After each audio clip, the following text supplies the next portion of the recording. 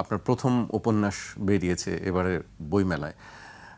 সেই প্রথম উপন্যাসের পটভূমি সম্পর্কে একটু জানতে চাই আপনার কাছ থেকে। আমরা সবসময় গবেষণাধর্মী লেখা পাই, হঠাৎ উপন্যাস এটিই প্রথম আপনার, একটু বলবেন কি? না, আমার অনেকেই বলেন আমার আমি যে সমস্ত লেখালেখি করি এটা অনেকটা উপন্যাসের ঢং আছে এর মধ্যে। তাই ভাবলাম ঠিক আছে, অনেকেই বলছেন আপনি উপন্যাস লেখেন না কেন, তো একটা চেষ্টা করলাম। এখন এটা উপন্যাসের ক্যারেক্টারগুলো তো সবাই রাজনীতিবিদ বেশিরভাগই, হ্যাঁ। প্রধান ক্যারেক্টার হচ্ছেন শেখ মুজিব, আর উপন্যাসের শেখ নাম, মুজিবের লাল ঘোড়া। হ্যাঁ, উপন্যাসের নাম হচ্ছে শেখ মুজিবের লাল ঘোড়া। তো তাকে এটা দিয়ে শুরু।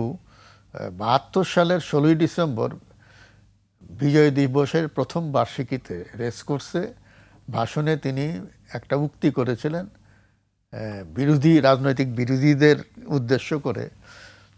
টার্গেটটা ছিল জাসদ। উনি বলেছিলেন যে আমি লাল ঘোড়া দাবড়ায় দেব। তো সেটা থেকে পরবর্তীতে আমি আসলে লাল ঘোড়া মানে কি, মানে হচ্ছে যে যে রাজনৈতিক ভিন্ন মতাবলম্বী যারা, তাদের উপরে চড়াও হওয়া। সেটা আমরা দেখেছি অনেক সময় যে দলের গুন্ডা পান্ডারা এটা করে, আবার দলের যারা, আবার সরকারের যারা বিভিন্ন বাহিনী আছে তারা এটা করে। আমরা ওই সময়ে দেখেছি ছাত্রলীগ, যুবলীগ, তারপরে রক্ষী বাহিনী, এদের কাজ কারবার দেখেছি। তো এইভাবেই ঘটনাটা, ওর মধ্যে আবার অনেক ক্যারেক্টার আছে,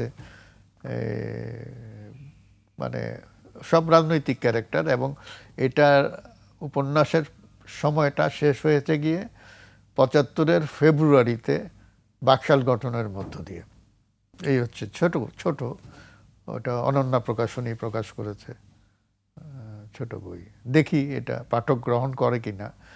রাজনীতিকে উপজীব্য করে একটা বই, এই ধরনের বই তো আমাদের দেশে খুব একটা লেখা হয় না, উপন্যাস লেখা হয় না। সেটি সবচেয়ে মানে আগ্রহের বিষয় যে আসলে রাজনীতির ঘটনাবলী নিয়ে উপন্যাস, এটি আমাদের খুব জন্য নিশ্চয়ই এটি মূল্যবান একটি কাজ। নিশ্চয়ই আপনি সেটি আমরা পড়ব সুযোগ হলে। এর আগে বইমেলার আগে আমরা জানি যে আপনার একাধিক বই আছে, সেই লেখাগুলোর কি অবস্থা, মানে কিভাবে সেগুলো মূল্যায়ন করবেন? না, ওই আমরা তো সাধারণত নতুন বইয়ের কথা যখন বলি তখন ধরে নিই যে আগের মেলার পরে যেগুলো ছাপা হয়েছে এই মেলা পর্যন্ত।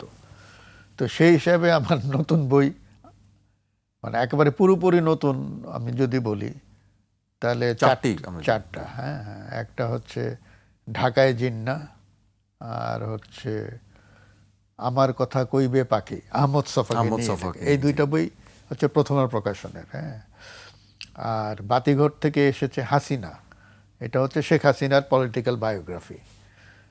আর সেটি কি মানে একেবারে সর্বশেষ পর্যন্ত, মানে এটা একেবারে মানে তার আওয়ামী লীগের সভাপতি হওয়া ৮১ সাল, সেখান থেকে শুরু করে ২৪-এর ৫ই আগস্ট পর্যন্ত। এর পরের ঘটনা আর সেখানে নেই, ৫ই আগস্ট পর্যন্ত ওখানে শেষ। আর মুক্তিযুদ্ধ নিয়ে একটা সংকলন, ৪৫ জনের স্মৃতি মুক্তিযুদ্ধ নিয়ে, এটা নিয়ে একটা বই আছে, এটা সম্পাদনা করেছে আমি, আমাদের ৭১ নামে। এটা বের করেছে অনন্যা। আপনি শেখ হাসিনাকে নিয়ে লিখেছেন, বিভিন্ন রাজনৈতিক ব্যক্তিত্ব যারা আছে তাদেরকে নিয়েও লিখেছেন। রাজনৈতিক ইতিহাসগুলো আপনার মাধ্যমে আমরা পাই। আপনার কাছে কি মনে হয় যে আওয়ামী লীগের রাজনীতির ভবিষ্যৎ আপনি কিভাবে দেখেন? এই আওয়ামী লীগের রাজনীতির ভবিষ্যৎ আওয়ামী লীগকে নির্ধারণ করতে হবে, মানে বাইরে থেকে আমরা কিছু বলতে পারবো না। আওয়ামী লীগ কি দল হিসাবে টিকে থাকুক, এটা আওয়ামী লীগের নেতৃত্ব চায় কিনা। চাইলে তার আচরণ এবং কর্মপদ্ধতি একরকম হবে। এখন পর্যন্ত আমার ধারণা হয়েছে যে আওয়ামী লীগ দল হিসাবে